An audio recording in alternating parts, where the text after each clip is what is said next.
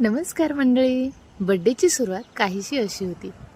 वाढदिवस आहे म्हटल्यावर काहीतरी स्पेशल मिळालं पाहिजे, म्हणून मग टिफिनसाठी असा मेन्यू केला आणि त्यानंतर तिला रेडी केलं आणि सर्वांचं दर्शन घेऊन ती निघाली स्कूलमध्ये. जाताना एक चाफ्याचं रोपटं स्कूलसाठी घेऊन गेली.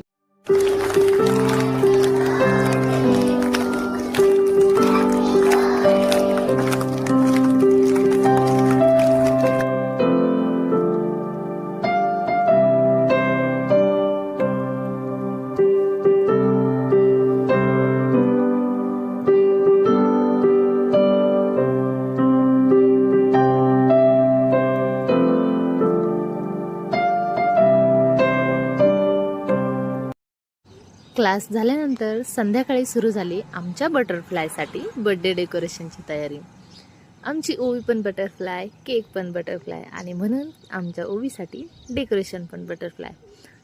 सर्व फ्रेंड्स तिचे आलेले होते आणि इथे एक गोष्ट कॉमन झाली की तिच्या सर्व फ्रेंड्सनी सेम शेडचे फ्रॉक्स वेअर केलेले होते. हे अगदीच कोइन्सिडन्स झाला हा. त्यानंतर ती बसली, सर्वांची गिफ्ट्स कलेक्ट झालेले होते आणि बड्डेला सुरुवात झाली. सर्वप्रथम केलं साक्षीने ऑक्शन, मग आली दीदी आणि त्यानंतर मी. तिचं ऑक्शन केलं. यशवंत हो, कीर्तिवंत हो, खूप साऱ्या शुभेच्छा दिल्या. आजींकडून सुद्धा तिला ऑक्शन करण्यात आलं.